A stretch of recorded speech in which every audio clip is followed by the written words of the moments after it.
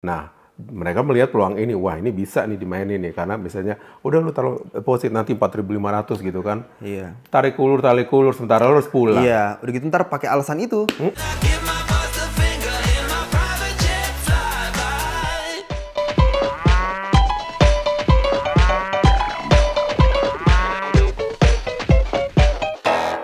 Hai guys, jumpa lagi bersama aku Panda Gultom dan Amrei. Amri. Hari ini gue lagi di rumah, hari ini hari Jumat, tepatnya kita udah mau masuk summer ya. Terus kita mau ngobrol-ngobrol aja sih mengenai pengalaman Bung Amri ya, khususnya yang setelah kita hunting sana hunting sini ya, gitu. Kira-kira ada yang mau share nggak lo? Iya, paling kita mau share mengenai pengalaman gue minta bantuan agent kan untuk cari kerjaan. Nah cuma ternyata ya sebenarnya gue juga udah dengar banyak dari lu kan ya Mas ya, maksudnya mengenai mereka tuh kalau agent tuh suka banget minta duitnya duluan, padahal si job offernya juga belum pasti kan. Belum pasti. Dan sebenarnya itu nggak apa-apa, karena kan mereka kerja duluan kan. Iya. Cuma permasalahannya mereka nggak punya refund policy-nya gitu. Dan nggak ada jangka waktu jangka waktu berapa lama service mengenai si nyariin job offer ini Job gitu. offer gitu ya. Jadi kan kalau misalnya kita minta tolong sama rekrutmen agent ya, bukan immigration ya, ini rekrutmen dulu nih. Iya. Karena kan ada dua nih, ada yang rekrutmen agent, ada yang immigration agent kan, Iya. atau ada yang gabung. Jadi mereka punya dua service, immigration tapi juga dia rekrut juga gitu kan. Jadi nanti kalau misalnya dapat kerjaan baru dia service immigrationnya langsung sama firm yang sama, bisa begitu. Nah kita ngomong secara general yang rekrutmen yang dalam proses rekrutmen itu mereka kan middleman kan, bantuin kita cari kerja. Nah cuma pada prakteknya mereka itu oke kan kita suruh bayar dulu buat kita kerjain, buat kita bantuin kamu cari kerja gitu. Nah cuma waktu dia mau kerjain itu kita udah bayar nih sekian dolar, mereka nggak punya tadi, balik lagi yang tadi ya, refund policy sama jangka waktunya berapa lama nih service ini. Kalau misalnya kayak kemarin yang pengalaman gue, dia bilang 2 bulan dia cariin kita kerja paling lama. Kalau misalnya 2 bulan itu nggak dapat kerja, baru kita bisa ngeklaim si deposit yang udah kita bayar di depan. Oh, emang mereka minta depositnya berapa sih? Kemarin dia minta 500 ke USD. Oh, USD, oke. USD karena nggak ada tulisan CAD-nya ya di depan, jadi I assume itu USD gitu. Cuma permasalahannya dia kan ngomong secara verbal, dia bilang oh ya nanti ada refundnya kok, bisa di refund. Terus udah gitu gue tanya berapa lama ini service, bisa ada periodenya nggak nih, berapa lama gitu. Oh ada kok 2 bulan, dia bilang gitu. Oh, oke.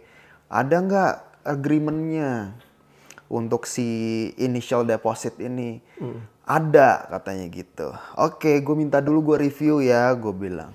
Ya udah, terus gitu ternyata pas udah dikasih, gue review, kok bener nih kayak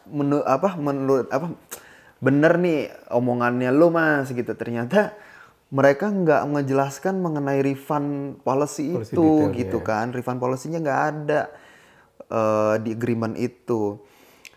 Cuma ditulis $500, sebelahnya tulisannya dalam tanda kurung refundable. Iya. Tapi di bawahnya ada klausul pasal 7 kalau nggak salah gitu ya, ketentuan nomor 7. Di situ tulisnya refund policy. Intinya dia bilang service-nya mereka itu nggak bisa di-refund. Service si firm ini nggak bisa di-refund.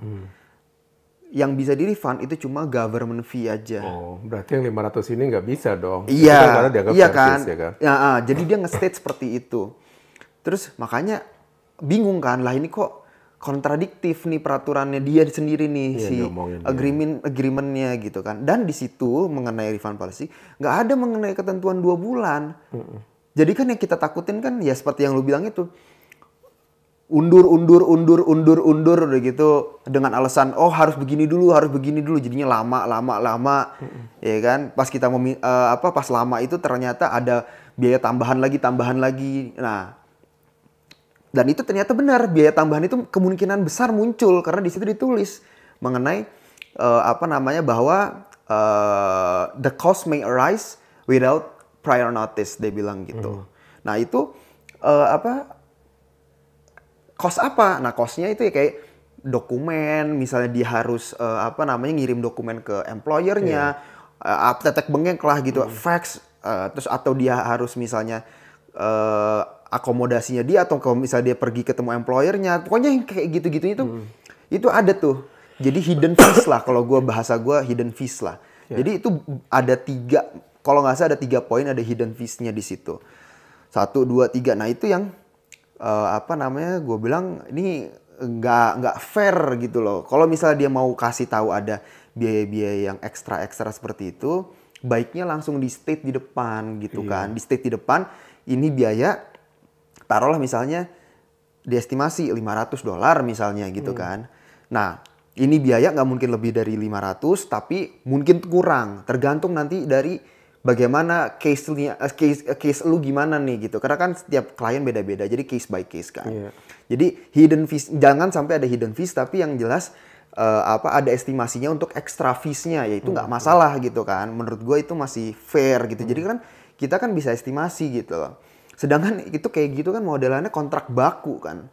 Jadi kontrak baku yang mereka nggak mungkin di custom tiap klien gitu loh. Karena ya mereka nanti nggak kerja-kerja kalau kayak gitu. Ya kan, jadi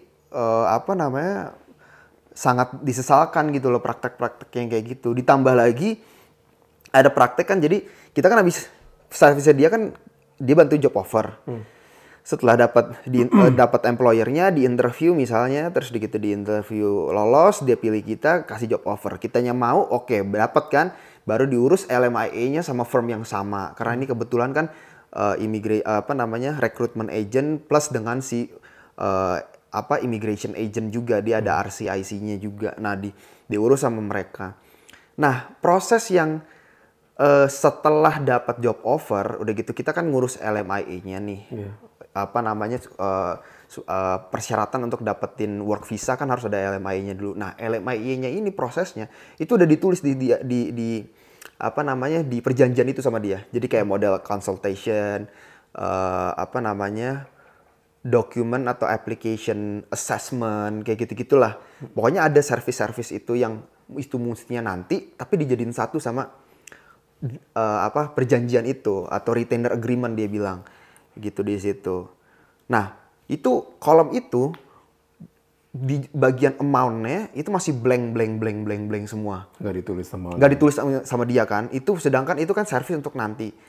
Tapi lucunya itu blank semua. Terus bawahnya itu kita suruh kasih initial. Nah, arti initial itu kan kita menyetujui whatever dia charge kita di atasnya gitu kan. Lah kalau kayak gitu kan repot.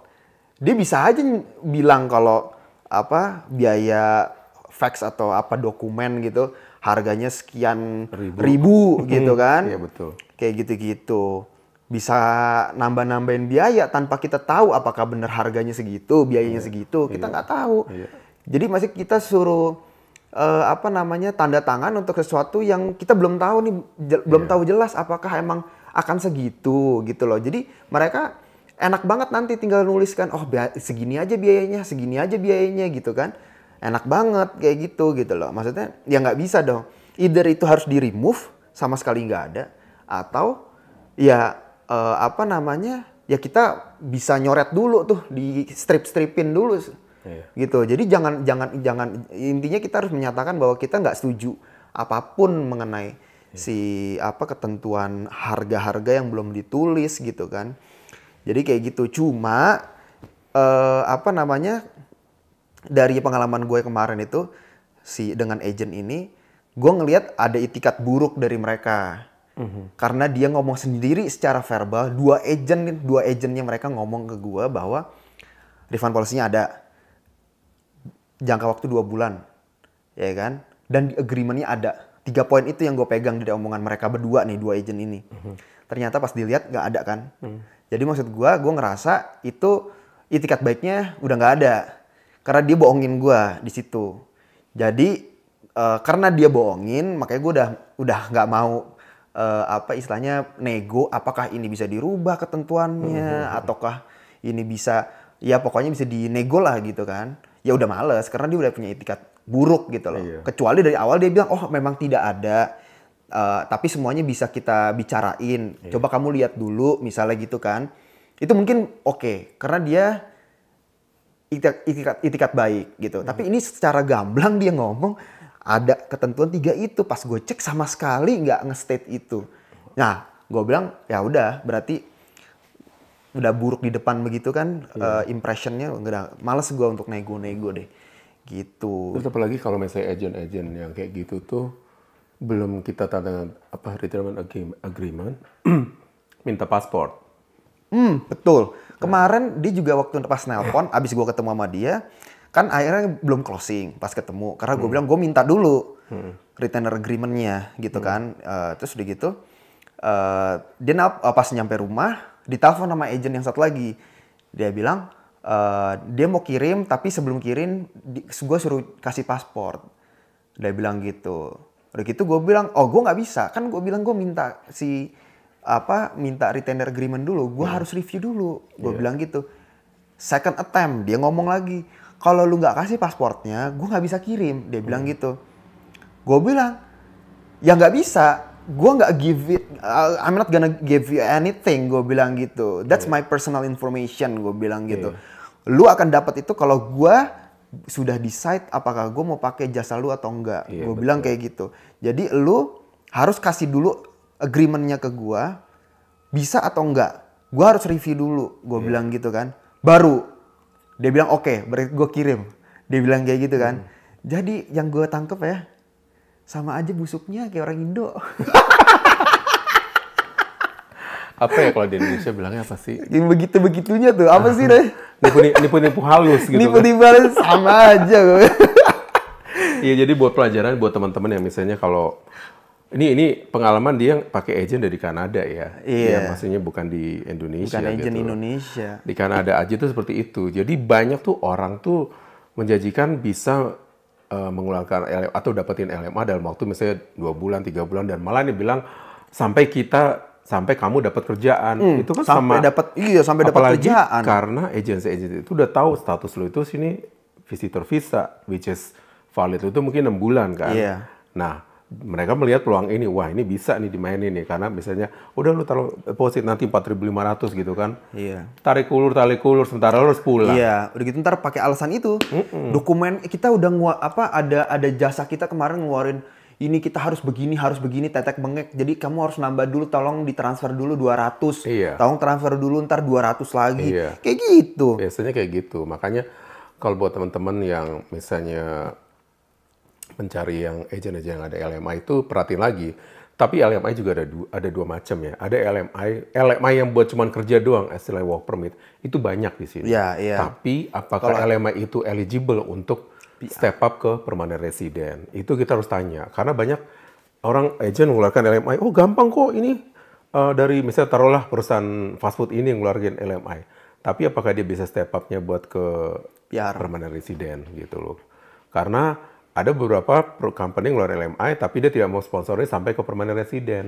Gitu. End up-nya, ada beberapa orang di Indonesia sini yang sudah sampai sekian tahun cuma pindah dari satu LMI ke LMI lagi, LMI ke LMI ini, LMI itu sampai udah hampir 8 tahun. Belum proses PR juga, iya. Gitu. Jadi makanya buat teman-teman juga hati-hati, misalnya misalnya di Indonesia, banyak di Indonesia agen-agen nawarkan, oh iya kita udah ada LMI ini sekian ratus juta gitu kan. Tapi tanya, apakah ini nanti saya bisa ada chance buat ke permanent resident gitu kan. Karena misalnya mereka yang mengeluarkan LMI, itu harganya misalnya 150 juta, 200 juta gitu kan. Itu belum termasuk biaya permanent resident, ya kan. Iya. Gua aja dulu dari kantong gua kalau zaman dulu ya, 2014 gua ngurus itu tuh, gua ngeluarin $4.000 gitu tuh. Sekarang mana dapat lagi segitu kan? Iya. Gitu. Karena kan ada fee-nya, terus ada biaya resmi dari pemerintahnya. gitu. Tapi tadi menarik tuh, gue mau make sure lagi tuh. Jadi kalau misalnya apa namanya kode dari jobnya LMI kita itu sudah cocok sama requirement untuk mengajukan PR, itu apakah kita perlu sponsor dari employer juga? Tetap harus. Karena kan mereka butuh job ini ya, employment contract lu. Employment contract bukannya dapetin di depan? Enggak kan LMI, terus kan waktu pas kita nge-showdown kan kita harus ada tulisan employment contract-nya yang menyatakan lu berapa dolar per hour-nya. Terus hourly berapa. Iya, maksudnya itu bukannya kita dapat di depan. Setelah kita dapat job offer, sebelum kita ngurus ke LMI kan kita dapetin kontraknya dulu. Masa kita nggak lihat kontrak? Iya, makanya gue bilang kontraknya itu nanti diattest di permanent resident. Makanya kita harus make sure di kontraknya dia itu willing to support us gitu. Iya. Ya, teman-teman gue yang di Burger dulu kan akhirnya kan karena Pak LMA kedua baru dia bisa proses permanent resident setelah menyatakan oke, kita akan proses gitu. Oh gitu. Berarti dari si agreement tadi itu apa namanya job agreement ya apa sih? Iya. Nah itu kita harus make sure bahwa dia mau bantu kita untuk PR gitu ya. Iya. Kalau misalnya dia bilang kalau untuk PR kita belum bisa nih misalnya gitu. Kita harus ngeliat kinerja lu dulu nih misalnya gitu, bisa nggak? Bisa dong pasti. Bisa aja. Iya. Ya kan sekarang kayak gini lah, majikan sama pembantu istilahnya kasarnya. Iya. Kalau gue mau ngangkat derajat lu tapi lu kerja males-malesan, iya. Ya toh, gitu kan. Itu semua kembali reflektif dari kinerja kita juga. Iya. Makanya kalau buat temen-temen yang mungkin mau ke Kanada itu kan mungkin biasanya mungkin dulu kerja office ya kan. Ya kalau kayak gue dulu juga kan waktu di hotel gitu. Gue sih udah bilang dalam hati gue pokoknya apapun akan gue ambil, gue akan maju kalau bisa sampai permanent resident. Tapi gue waktu itu nggak ada target untuk jadi permanent resident. Tapi misalnya gue pengen cari pengalaman kerja di Kanada, ya mungkin rezeki gue ya dapat permanent resident melalui pasangan gue. Tapi gue juga waktu itu kan ngajuin dua permanent resident, satu melalui skill worker, satu lagi dari pasangan gue. Iya. Jadi makanya double family sponsorship. Tapi kita bisa ngajuin dua proses gini sekaligus. Nah, tapi proses yang selesai duluan itu melalui family sponsorship, which is dari Allen gitu. Iya. Makanya dulu gue nggak tahu. Nah, gue tuh pakai salah satu agent yang itulah yang gue bilang itu. Sampai dia bilang gini, lu tuh nggak bisa under family sponsorship. Kenapa? Dia bilang karena lu belum divorce secara legally hitam putih dengan pasangan lu. Gue bilang.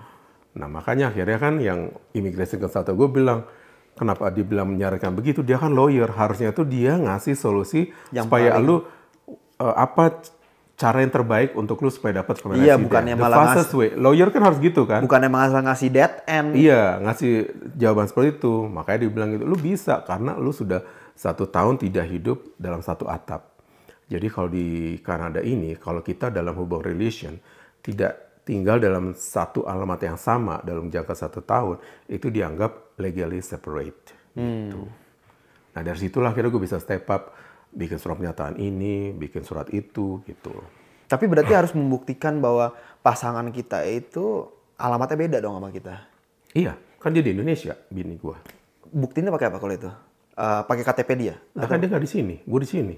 Tapi buktinya dia di Indonesia gimana waktu itu? Ya, pakai dokumen apa? Kan dalam waktu gue proses work permit kan ada nama istri gue, kan alamatnya nama Jakarta. Nah, gue di sini. Oh. Terus paspor gue kan ada di sini. Tapi nggak butuh dokumen pribadinya si istri waktu itu? Enggak.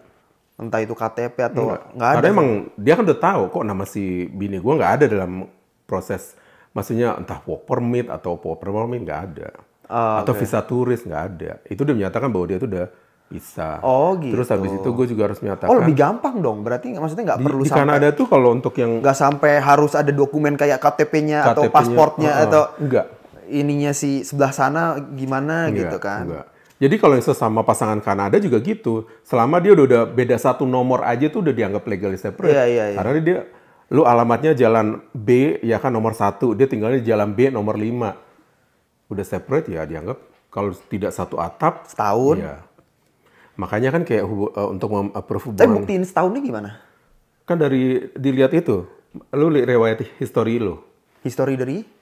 Kerja gue. ya kan? Oh. Kayak gue lampirin di Dubai, gue kerja di Dubai, gue tidak tinggal 1 tatap Oh, dengan bini. oke. Dari situ udah ketahuan, gue udah lebih dari 1 tahun. Yang di Dubai itu apa dokumennya? Paspor. Oh, paspor. Paspor kan nanti tuh kelihatan gue, resident visa gue. Bentuk dokumennya tuh berarti apa? Visanya visa Dubai waktu itu Iya, berarti. iya. Oh. Kan gue attach semua. Oh, gitu. Gitu. Nah, untuk approve hubungan gue sama si Bubu juga gue menyatakan harus approve misalnya kayak gue tinggal 1 atap, ya kan? Dengan cara yaitu ID card gue satu sama dengan dia. Terus gue punya ID card satu tuh gimana sih? alamat gue sama dia. Oh, alamat di Iya, ID cardnya sama. iya, Oke, iya. oke. Terus kedua KTP gue ya? punya bank account, terus punya asuransi cover each other. Jadi Iya. gue buka asuransi Tertanggungnya. beneficiary-nya dia, Iya, dan asuransi beneficiary gue. Dan terus foto-foto ya selama kita liburan, terus bill-bill telepon itu dengan alamat yang sama. Gitu. Iya. Iya, jadi makanya gue bilang kayak buat teman-teman tuh mungkin udah banyak ya. Mereka tuh cuma pengen ngerjain LMI banyak. LMI sini banyak, gentayangan lu sendiri kan, Iya. udah denger kan. Gentayangan tapi. Gentayangan banyak. Gentayangannya itu kayak setan gitu kan, ngasih tahu, oh ini ada nih gini ya kan. Tapi angin-angin surga ya kan, Iya, udah lihat ya kan. Angin-angin Ini tapi ini tunggu keputusan dari employer ya kan. Iya. Employernya gimana gitu. Pasti ujung-ujungnya juga mereka kan Duit lagi. duit lagi gitu. Jadi Atau kayak kemarin cerita yang itu. Employernya ada LMIA cuma buat cadangan. iya. Jadi kan ngurus LMIA itu ribet ya, maksudnya bukan ribet sih, maksudnya jangka waktunya mungkin agak lama. Mereka nih si employer tuh punya slot 2 lah gitu untuk meng-hire international worker lah gitu, foreign worker. Nah, jadi dia punya LMIA buat 2 lagi slot. Pas kita tanya, ternyata dia bilang, oh belum bisa gitu, karena yang 2 slot ini slot kita sekarang udah full di restoran, dia bilang. Jadi ini buat cadangan aja, dia bilang gitu. Belum mau gue pakai, katanya gitu. Kayak gitu tuh salah satunya tuh. Tapi lu nyesel nggak lu langsung dari visitor visa datang ke Kanada langsung tuh lu nyesel nggak? Enggak sih. Ada. Alhamdulillah gue nggak nyesel sih. Maksudnya banyak pelajaran yang bisa gue dapet ya. Maksudnya nanti ya mungkin nanti detailnya kalau gue udah dapat kerja ya sih dia. Ntar gue ceritain detailnya. Cuma maksudnya ya gue yakin semuanya kan everything happens for a reason, right? Jadi itu gue percaya. Jadi ya gue nikmatin aja emang prosesnya seperti ini. Yang penting gue ada target gitu kan, jadi nggak maksa banget gitu kan, selalu harus ada target untuk setiap mimpi yang kita mau capai lah gitu kan, goal kita apa, nah kita kasih target gitu aja. Jadi bisa loh pasti nanti ya cuma intinya kalau financial nggak sama sekali lah gitu, karena tapi kalau dari sini kan lu udah ngerasain sendiri, udah tahu sendiri kan. Betul. Bukan istilahnya cuma dengar dari YouTuber ini, YouTuber itu iya, kan gitu. betul. Makanya kayak gue bilang sebenarnya kayak yang visitor visa itu kan istilahnya kayak jeopardy ya, kalau istilahnya tuh apa sih, pemerintah Kanada tuh mengeluarkan itu tapi dia nggak jelas gitu loh. Iya. Iya kan? Sekarang gini loh, kalau lu sebagai pemerintah, gue ngasih kemudahan untuk mendatangkan orang ke Kanada. Lu harus juga ngasih kemudahan untuk dia mencari pekerjaan, ya toh? Harusnya kan kayak gitu. Jadi misalnya gini, employer juga dikasih kemudahan, entah mungkin dia dibikin kayak semacam kayak Express LMIA, kita bilang LMIA misalnya yang bisa diproses dalam waktu 1 minggu 2 minggu, ya kan? Iya, ini prosesnya Karena kan sama aja. kalau prosesnya sama juga, it doesn't like win-win solution, ya kan? Makanya. Jadi kayak waktu kita masih di Indonesia nih, ya gua gitu kan, sama keluarga gua, sama bini gua ngelihatnya, jadi the way they marketing ini si program visitor jadi di convert ke work permit gitu, itu tuh sangat-sangat angin surga gitu kan. Iya. Gitu. Terus ditambah lagi dengan berita ya, oh di sini ada kekurangan tenaga kerja lah, segala macam kayak gitu-gitu. Iya. Nah, terus udah gitu gua belum denger sama sekali mengenai yaitu tadi ya, tadi tuh ada loophole itu ya, salah satunya itu kayak ternyata LMIA itu nggak semua employer bisa langsung gunain LMIA-nya karena mereka cuma buat cadangan doang misalnya. Oh ternyata kalau misalnya minta sama recruitment agent minta bantu rekrutmen agent itu mereka juga harus ada duitnya dulu, nggak selalu akan dapat, nggak ada refund policy-nya segala macam. Jadi banyak banget itunya. Kayak kemarin aja gue baru lihat lagi tuh influencer juga, dia bilang dia ngasih dia ngasih konten mengenai agent-agent yang bisa bantu kita dapetin kerja. Ya maksudnya ini rekrutmen agent lah gitu. Terus dia bilang di captionnya, dia bilang pokoknya perlu di note bahwa yang harus bayar jasa agentnya itu employer. Lu mestinya nggak bayar sama sekali. Dia bilang kayak gitu. Bahkan kan gue bilang ini maksudnya yang mana nih, yang LMIA-nya atau yang pas awal, karena rata-rata ada initial fee kan. Gitu yang gue tahu. Kok ini juga nggak detail nih, apakah nih orang praktisi, maksudnya emang apa dia waktu itu dia udah pernah nyobain pakai agent atau cuma buat ngonten ininya doang. Dia nggak nanya sama si rekrutmen agentnya bagaimana teknis mereka memberikan jasa gitu kan. Nah itu juga loophole gitu loh. Kalau gue masih di Indonesia mungkin gue nggak tahu itu gitu. Mereka bilang gitu, pokoknya candidate nggak akan dikenain charge. Yang di charge cuma si klien, yang mana di sini adalah employer gitu kan. Ya itu make sense kan. Waktu di Indonesia pas kita ke sini ternyata kenyataannya nggak kayak gitu kan. Jadi ya lucu gitu loh, maksudnya ternyata nggak segampang itu gitu loh. Maksudnya pas nyampe sini ya emang tahu sih nggak bakal gampang. Cuma ternyata jauh lebih susah dari ekspektasi kita gitu loh. Karena banyak loophole tadi. Oh ternyata begini, oh ternyata begini gitu. Dan yang paling benar adalah itu tadi. Paling gampang dapat kerja ya referral, udah paling gampang. Kalau misalnya kayak teman-teman teman-teman punya kenalan di Kanada gitu kan.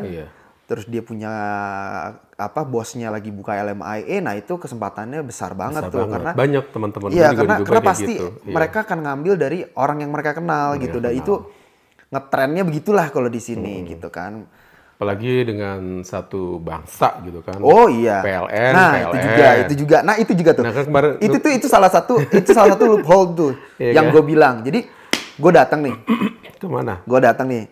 Salah satu. Nih sedikit cerita yang itu ya, yang harusnya diceritain nanti. Ini gue cerita dikit nih. Gue datang ke mall. Gak pernah gue gak pernah kayak gini cuy. Gue datang ke mall, ke food court, lu bayangin. Lu hiring nggak? Gue gitu kan. Gitu. Gue bilang ya itu pengalaman menarik lah buat gue. Gue nggak pernah kayak gitu. Terus gitu. Lucunya ada satu kayak apa sih dia tuh jualan apa sih jus lah, kayak mungkin di Indonesia tuh ada healthy juice lah. Bus tau gak sih? Booster, iya. Ya bus yang dari Australia tuh. Model kayak gitulah, cuma bukan bus. Terus gue tanya, lu hiring nggak gitu? Terus dia ke belakang ketemu manajernya, dan gue tahu nih mukanya mirip semua nih. Begitu pas dia balik dia tanya, "Are you Filipino?" Terus gue bilang, "Oh enggak, bukan, gue dari Indonesia," gitu kan. Begitu dia noleh langsung, "Nggak ada kita," kata gitu kan. Terus gue bilang, "Wah ini jangan-jangan ada, cuma gara-gara gue bukan bangsa mereka nih." Kayak gitu. Jadi mereka tuh ya nariknya bangsanya mereka dulu gitu kan. Betul. Kayak gitu ya, Filipino, terus kayak mungkin India gitu kan. Kayak gitu. Kayak gitu, itu loophole-nya juga tuh. Kan kita nggak tahu kan, baru tahu pas di sini gitu. Oh ternyata mereka ngambilnya kayak gitu. Jadi ya, tapi bukan berarti LMIA itu nggak bisa didapetin ya. Banyak pengalaman juga teman-teman kita, termasuk lu juga kan Mas, datang ke sini pakai LMIA. Udah dapat dulu LMIA-nya, baru terbang ke sini gitu kan. Jadi ya bukan menutup kemungkinan kalau LMIA itu nggak bisa didapetin gitu ya. Harus datang dulu kayak gua gitu, agak gitu kan. Maksudnya banyak juga kejadiannya teman-teman kita yang orang-orang Indonesia di sini ternyata jalannya bisa juga gitu. Dapat LMIA dulu, udah gitu terbang baru gitu kan. Apakah langsung dapat PR? Nggak juga, macem-macem. Ada yang dapat PR-nya lama baru dapat, ada yang pulang dulu ke Indo balik lagi ke sini pakai LMIA gitu kan. Kayak gitu tuh PR. Itu juga batch gue kan. Jadi gue udah dapat PR duluan. Mereka baru setelah sekian tahun baru. Iya, jadi ya jalannya sendiri-sendiri lah gitu kan. Masing-masing. Nggak sama. Cuma maksudnya yang perlu ditekankan tuh bukannya berarti dengan pengalaman gue yang sulit. Oh semuanya sulit berarti kalau pakai visitor. Enggak juga. Mungkin emang bagian gue ceritanya begini. Mungkin ada juga nanti kalau ada yang orang Indonesia mau coba jalan kayak gue lebih lancar jalannya. Bisa aja. Bisa. Kalau misalnya kayak kemarin lu denger kan ada 3 orang tuh datang tuh yang construction. Oh iya. Yang gue bilang kan. Nah itu mungkin karena si temannya itu kan udah ada kenalan, dia lagi butuh tukang, dibawa ke situ gitu. Oh yang construction yang orang 3 itu ya? Oh enggak, kalau dia malah ceritanya lucu nih. Kalau dia ceritanya, gue nanya kan kemarin ngobrol sama dia. Waktu yang pas Lebaran itu kan, gue ke Mayfield, gue ngobrol sama dia. Jadi ceritanya enggak mas, jadi ceritanya dia itu di Indonesia kerja di bidang yang di perusahaan yang base-nya di Kanada. Oh, gitu. Terus dia ditawarin sama employer-nya, lu mau nggak ke headquarter kita di Kanada? Dia bilang gitu. Ya mau, dikeluarin nama dia LMIA-nya. Tapi dia bilang untuk urusan migrate-nya, urusan imigrasinya, lu harus bayar sendiri. Iya.